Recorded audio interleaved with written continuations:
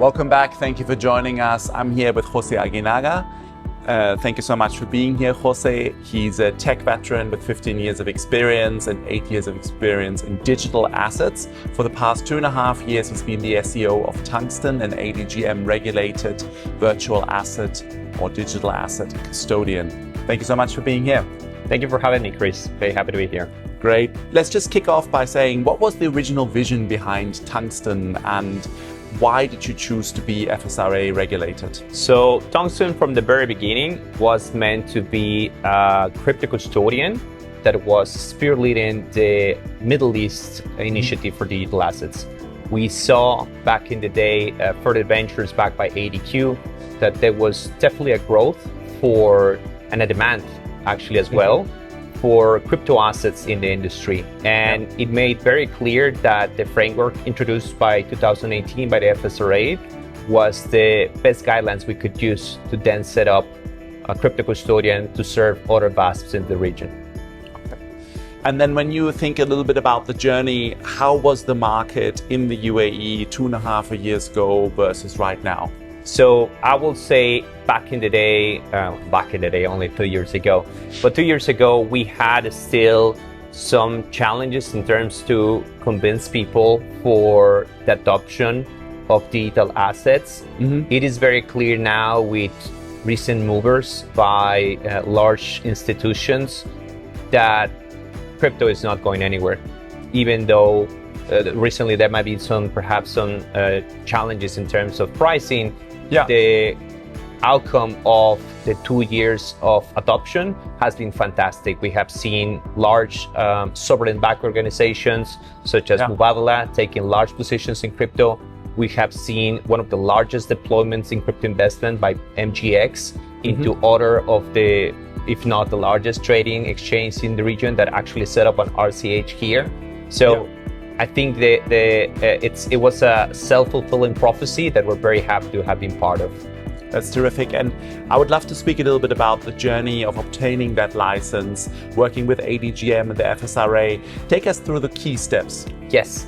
The journey started in 2023. We procured a team of local individuals as well as partners that have had experience in region. I've relocated from Switzerland. Okay. So I leveraged some of my experience to be able to bring also compliance individuals, technical individuals to then formulate both a business plan and compliance regulatory framework that will allow us to set up the operations here in region, right?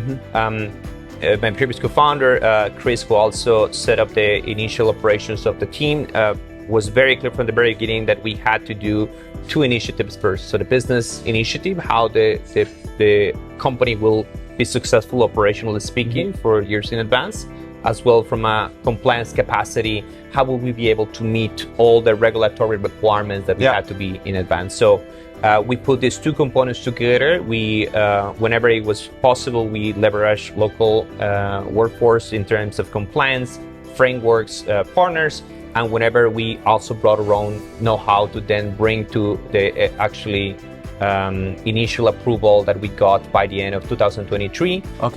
Final full compliance license 2024, early February.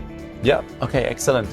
And then when you then think about the process for other applicants, what would be the 2-3 key things you would highlight that are the most important?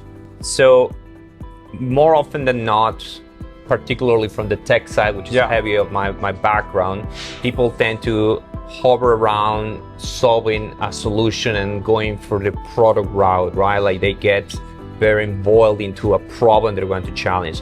What I will say, particularly for firms that are looking to set up in this region, really look at the business nature and the compliant nature of your business. We are in an industry that has and continues to evolve for the past 10 years or so, even more, that are in a high need of extremely compliant solutions that are able to not only cater to a product and a business problem, but also solve some of the hurdles that many institutions are looking to enter, right? So compliance is a must. I think maybe back in the day in 2018, it was kind of like an afterthought, trying to, KYC, AML is kind of like, crypto was supposed to be, the banking and all these things. Nowadays, if you want to enter in the institutional market, which I believe everybody in the industry wants to, you need to have that compliance capacity first, alongside your business plan that justifies making an operation viable here. And then that's also the strength of ADGM to be serving those institutional clients and the focus of Tungsten at the time. Yes. So one thing that it is very clear, so I've been lucky to be in other jurisdictions, supporting other applications. So one of the things that I'm really excited and very happy when I enter the market is the regulation is extremely clear. Right? So we have our COPS rule for multiple topics, including cyber risk security, prudential reporting, financial management, all those things. What it tells to a company is you have a path ahead of you that you can walk with certain sort of confidence. You're not gonna, when you're open a company, the least thing you want to is invest time and money just to then the regulator come back to you 6 months, 1 year, 18 months afterwards telling you, no, you cannot operate. No, you didn't satisfy this obscure rule that was, hidden by something here. Here, you know what you're getting into, and you are able to get and take the most advantage of that. Yeah. And what's really exciting about Jose is he's got the experience from setting up, being regulated, and then all the way to the sale. So in the meantime, Further Ventures was one of your large investors in Tungsten. Tungsten has been sold. Can you tell us a little bit about how that process worked from the ADGM and FSRA side of things? So I obviously cannot speak about the nature of the sale, but I can speak a lot about how the FSRA supported it along the way, right? So as was published last year, Tungsten Custody Solutions Limited was bought by Zodia Custody Group, a UK large custodian that has 7 other jurisdictions. And the FSRA was fantastic into supporting the first digital asset custodian sale in the region, right? And how they supported was they communicated very early the expectations that they had from both the seller and the buyer in terms of how this exchange will go through. They communicated early in terms of what the sort of documentation, what sort of proof, what sort of financials, what sort of outcome was driving this exchange, because nobody wants to start this sort of procedure to then fall through because there was not proper due diligence, because there was missing information. At the end of the day, they held hand for all parties involved to ensure that the transaction was a success and that was compliant to allow us to retain operations and license activities that we do as of today in 2026. Yeah. And maybe just to round it off, let's talk a little bit about the custody landscape and 2026. Many major players believe there will be a huge wave of consolidation. We just talked about Zodia and Tungsten, right? But many other smaller players in other regions as well look like they will be either bought up or merged to create larger entities. Some IPOs are on the cards as well.